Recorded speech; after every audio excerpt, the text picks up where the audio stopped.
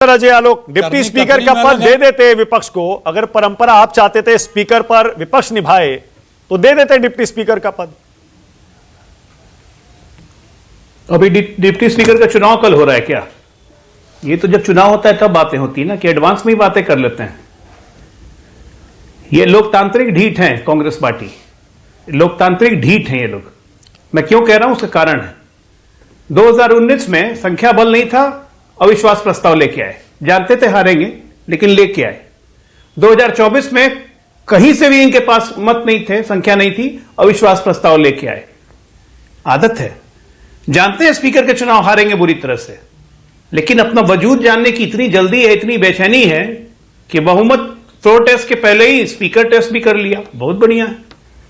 सवाल अभी इस बात का है कि विपक्ष ने उम्मीदवार खड़ा नहीं किया है, कांग्रेस पार्टी ने अपना उम्मीदवार खड़ा किया है। गैर कांग्रेसी विपक्ष को अब तय करना है कि उसको कांग्रेस के अहंकार के साथ चलना है। अगर चलना है तो मर्जी कर जाइए ना कांग्रेस में, जैसे शरद पवार ने पहले कहा था। हालांकि सबसे पहले उनके सुर आज उन्हीं के बदले हैं कि उन्होंने कहा कि स्पीकर का चुनाव सहमति से होना चाहिए, असहमति की कोई बात नहीं। टीएमसी ने साफ साफ कह दिया कि भाई हमारे से कांग्रेस की कोई बात नहीं हुई। तो आप बाकी गैर कांग्रेसी विपक्षी दल तय कर लें कि उनको कांग्रेस के अहंकार के साथ जाना है या विलय कर लेना है, क्योंकि हारेगी तो कांग्रेस और साथ में रहेंगे तो वो लोग भी हारेंगे। दूसरी बात, आज एक तो अद्भुत काम हुआ है भाई, आज का दिन Guinness book of world record में लिखा जाना चाहिए। दादी ने संविधान की हत्या की, अब पोता आज कसम खा रहा था, जय संविधान कसम संविधान की, शपथ लेते वक्त। आज इमरजेंसी का दिन है, चचा को याद होगा। जिस दादी ने सबसे पहले इस देश में संविधान की हत्या की, 17 अमेंडमेंट कर दिए 2 साल के अंदर, संविधान बचाने की कसम वो लोग खा रहे। 42nd अमेंडमेंट करके ले आए, हाँ, सोशलिस्ट सेकुलर ले आए, सब कुछ कर दिया, आज वो संविधान की कसम खा रहे हैं। हद हाल है। ऐसी नहीं बोल रहा हूं कि लोकतांत्रिक ढीठ हैं। अजय, ये संविधान का जो मुद्दा है, चलेगा तो संविधान का जो मुद्दा है अजय, संविधान का जो मुद्दा है, चुनाव से पहले आप जानते हैं ना, चुनाव से पहले ये मुद्दा विपक्ष ने उठाया और अल्टीमेटली आखिरकार आपकी 60 सीटें कम हुई हैं। संविधान के मुद्दे पर जनता ने इंडिया गठबंधन के पक्ष में वोट दिया है, इतना तो आप मानेंगे।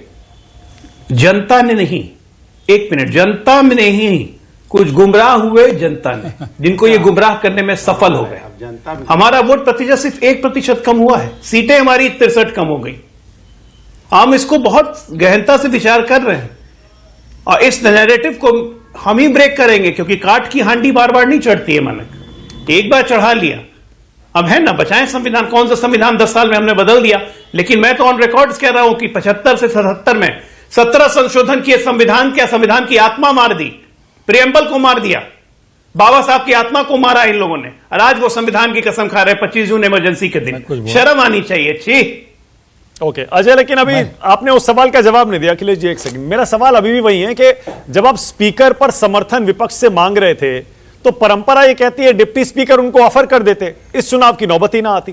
क्यों नहीं किया ये आपने, यही तो मैं कह रहा हूं कि ये आपने पहले से प्री कंडीशन कैसे सेटअप कर रहे हैं। कल डिप्टी स्पीकर का चुनाव हो रहा है, जब डिप्टी स्पीकर के चुनाव की बात आती तो फिर मंथन होता, तो बात बन सकती थी। लेकिन आप पहले ही अगर प्री कंडीशन डाल के बात करोगे तो प्री कंडीशन डाल के सहमति मुझे नहीं चाहिए।